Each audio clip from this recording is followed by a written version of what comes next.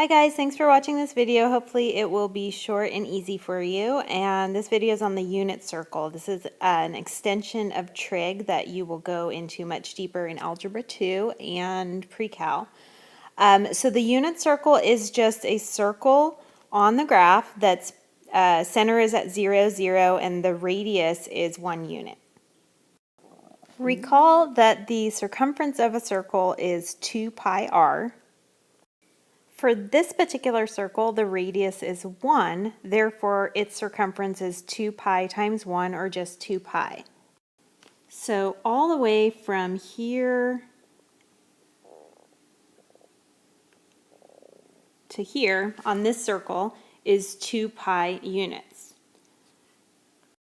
Since the whole circle is 2 pi, that would mean that half the circle is pi units. And 1/4 of the circle would be pi over 2. So I'm going to go ahead and label the arcs of this circle, like the each quarter of the arc, with an expression involving pi. And traditionally, when we label the unit circle, we consider this to be 0. And so if I look at the arc from 0 all the way up to the y-axis here, that's a quarter of the circle. Whole circumference is 2 pi, so this distance is pi over 2. I'm going to label this pi over 2 because the distance from 0 to that mark is pi over 2. Now I'm going to go all the way back to -1 on the x-axis. From 0 to this point is pi. And then if I keep going around the circle and look at the arc going from 0 counterclockwise all the way to that point, it's going to be 3 pi over 2. Just pi plus another half pi.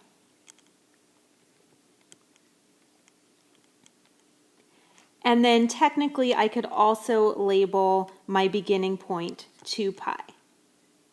That's the circumference of the whole circle. Now let's think about the central angle that goes with each of these arcs that we marked off. So center of the circle is here, and if I consider the angle that goes with the arc going from 0 to pi over 2, that's a 90-degree angle clearly. So I'm going to also label this angle up here by the pi over 2, I'm going to label it 90. Now the central angle that goes with the semicircle that's marked pi from 0 all the way counterclockwise along the circle to pi, it's a straight angle, so it's 180. So I'm going to mark this 180. And then if I keep going all the way to where I have the 3 pi over 2, that's going to be 270 degrees. And then where I have 2 pi, where I ended up at the beginning again, that is 360 degrees. Now, if I wanted to look at a 45-degree central angle, well, that's just going to be half of my pi over 2 arc, so it's going to be pi over 4.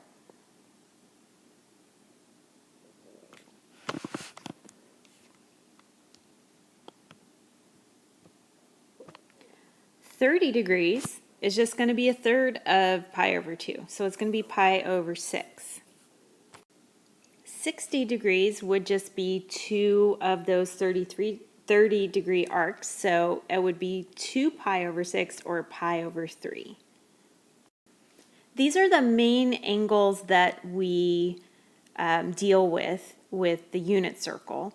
And you'll notice that we've got all of these angles from special triangles. We've got our 90 degrees, we've got 30 and 60, we have 45, and that actually is really helpful for finding some more information about the unit circle.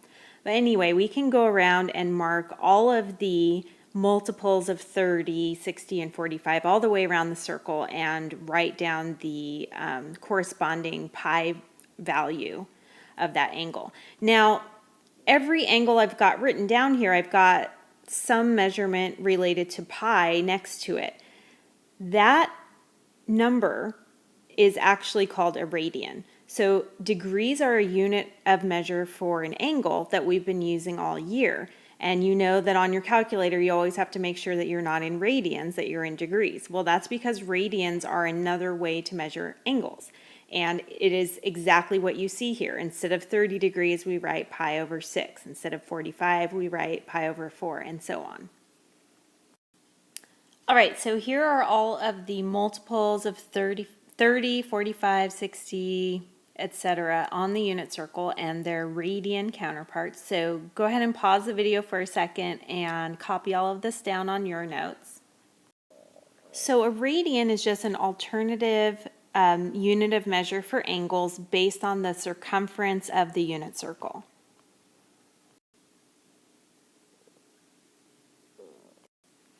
Now, hopefully you understood why all of the angles on the unit circle that I drew had their corresponding radian measure.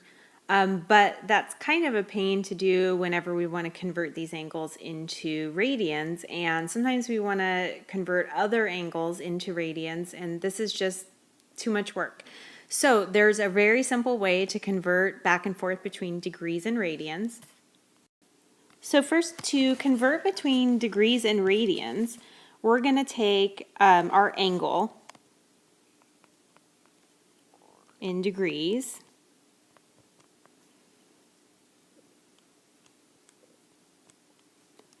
and we're going to multiply it by pi over 180. So I'm going to put angle in degrees over 1 times pi over 180. Now we know that pi and 180 are the same thing. One is in radians, one is in degrees. And the reason I'm writing it this way is because what I want to do is be able to cancel out my degrees in the top and the bottom and be left with my angle measure in radians. To go from radians back to degrees, I'm just going to multiply by the reciprocal. So I'm going to take my angle in radians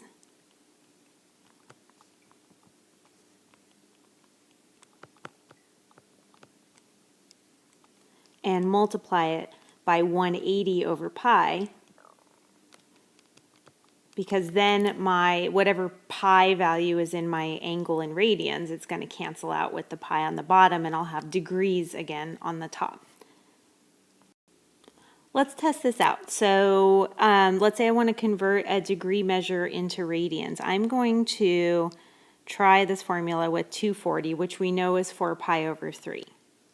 So I'm going to take my angle, put over 1, multiply by pi over 180, and I'm going to cross cancel. Each of these has a 60 that can be canceled out.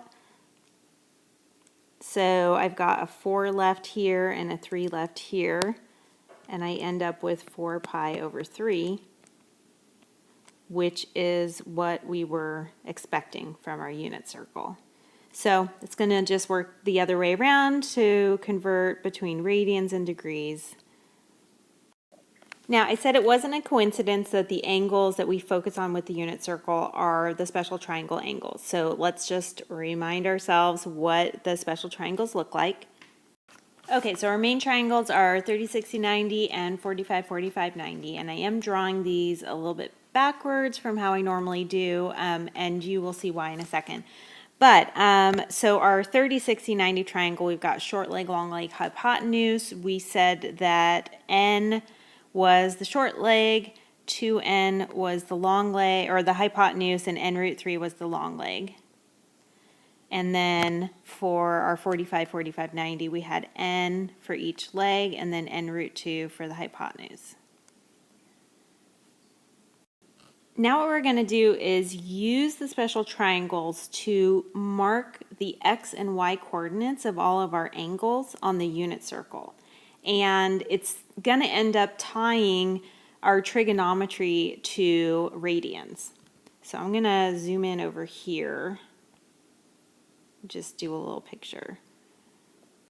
Okay, so let's say that we have a random angle on the unit circle, and we want to find the x and y coordinates of the end of that arc, or where that angle crosses the circle itself. So if we actually make a right triangle here, we're going to be able to use trig to figure this out. So what I'm going to do is from that point on the circle, I'm going to drop a line straight down to the x-axis and draw straight out from the origin to where that line meets the x-axis. So those will be the legs of this right triangle. And I've got this weird little symbol in the central angle here. That is a symbol called theta. It's Greek, and this is a more sophisticated way to represent an angle. So it's just a variable and it represents the measure of this angle. So we're just saying this is arbitrary right now. So I've just got theta there so that I can refer to the angle measure as we do this. Now this is a unit circle, so we know that the radius is 1. So I'm going to put a 1 here. So we already know something about this triangle regardless of what the angle is. Now I want to figure out the x-coordinate of this spot, so of this point on the circle. So I want to know basically what this mark on the x-axis is. It's going to be less than 1, but I want to know what that length is from the origin out to that mark. So I know this sounds random, but let's look at cosine to figure this out. So in regard to theta, I can say cosine of theta equals, well, cosine is adjacent over hypotenuse. In this case, cosine of theta is our x-coordinate, whatever that is, over 1, which is just x. So our x-coordinate is simply the cosine of whatever angle we're using here. Now the y-coordinate of this point, we can think of it on the y-axis, but what we really want to know is the length of the shorter leg in this picture, the leg that's opposite the angle theta. So this one, since we're talking about opposite leg, is going to be sine. So if we say sine theta equals opposite over hypotenuse, then in this case, sine theta, y-coordinate, which is this, which is technically the length of that leg, so equals our y-coordinate over the hypotenuse, which is 1. So we can say here that our y-coordinate is equal to the sine of that angle. So the x and y coordinates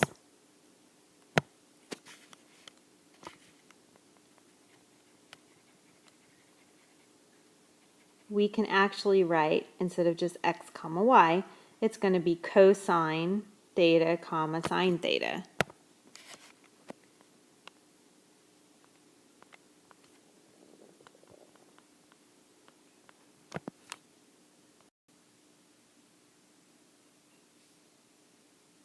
So let's go back over here, zoom out, and go back over to our entry here for coordinates on the unit circle. So for any point on the unit circle, we can say that its coordinates are cosine theta, comma sine theta, where theta is the measure of the central angle.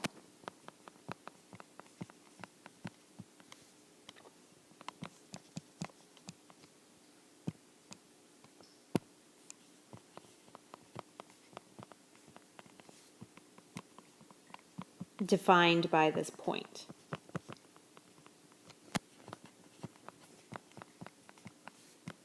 Meaning the arc created from going from 0 on the unit circle, which was on the x-axis, going counterclockwise all the way to that point. That central angle formed by that arc is going to be our theta. Okay, so on to the next page here. I'm going to show you why the 30, 60, 90, and 45, 45, 90 triangles come into play. Because for these particular angles that we're focusing on in the unit circle, usually sine of an angle or cosine of an angle is some decimal that you find on your calculator. For these angles, we're actually going to write an exact value, not a decimal. So we're going to find the x and y coordinates for each angle, but it's going to be exact and we won't have to use our calculators to find this answer. Okay, so I'm going to start off at the 30-degree angle, and we already know from before that's pi over 6. Remember, pi is equal to 180, and 30 is a sixth of 180, so pi over 6 is 30 degrees. Now, to find the x and y coordinates, I'm going to look at a right triangle like I was before. I'm going to draw a line down here, and we're also looking at this line here, and this is going to be 30 degrees here. And I'll just draw this line for the hypotenuse. So our unit circle has hypotenuse or radius of 1, so the hypotenuse is 1 here. And it's a 30, 60, 90 triangle. So we've got the hypotenuse, it's 1. The short leg is half of that, so the short leg is 1/2. And the long leg is going to be short leg times root 3, so 1/2 of root 3, or root 3 over 2. So my x-coordinate is root 3 over 2.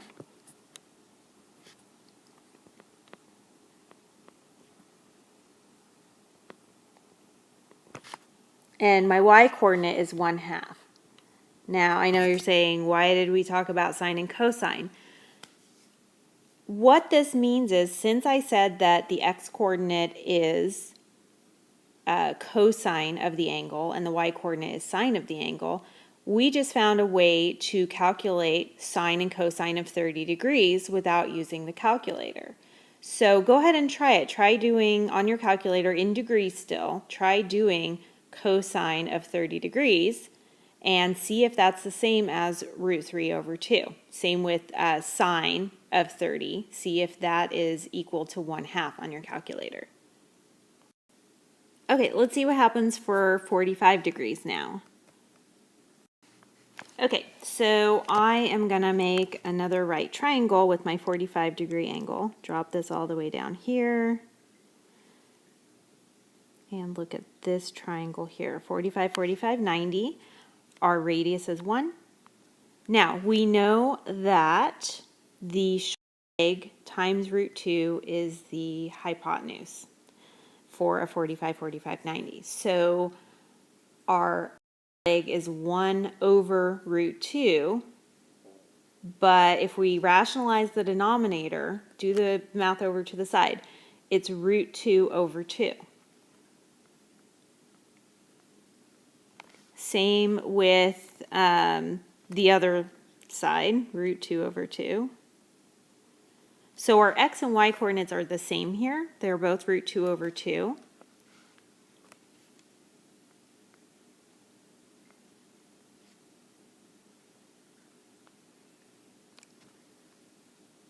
And this is pi over 4, by the way. So what this means is that the sine and cosine of 45 degrees that's the same number. It's root 2 over 2. You can confirm that with your calculator.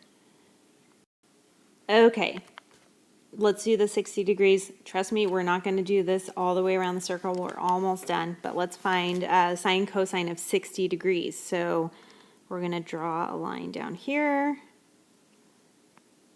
It's just another 30, 60, 90 triangle. It's just oriented differently. So this is 60 degrees down here, 30 degrees up here, radius of 1. So our radius is 1, the hypotenuse is 1, short leg is 1/2 again. And this time, the long leg is just going the other way. It's still going to be √3/2.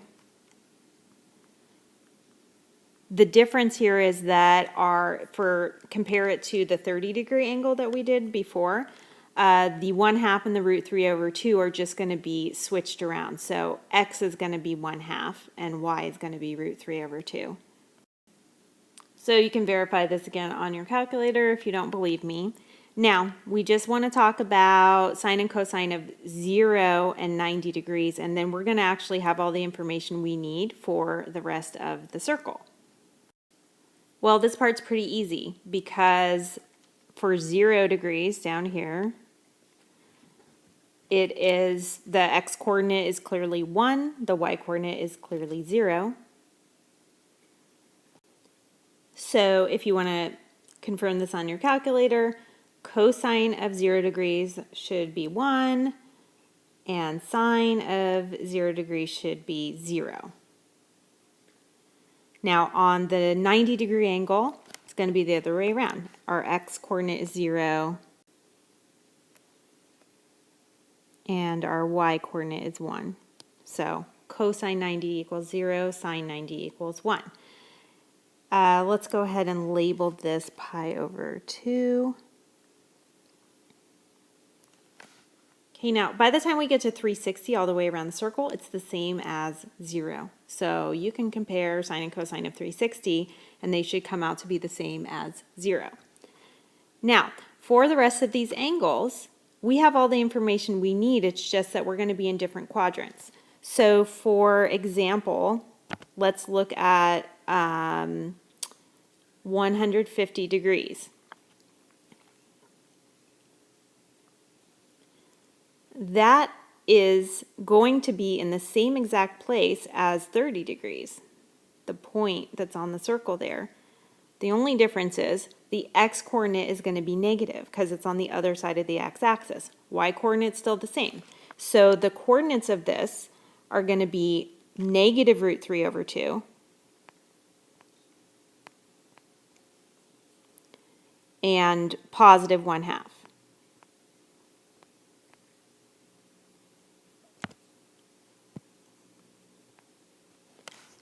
So now we can get into angles that are bigger than angles that we could possibly have in a right triangle. So we couldn't find the sine and cosine of these angles before because they didn't fit in a right triangle. But this means cosine of 150 degrees is negative √3/2. So we can do any angle. We can actually go into negatives or numbers that are greater than 360 because they just involve us circling around the circle over and over again.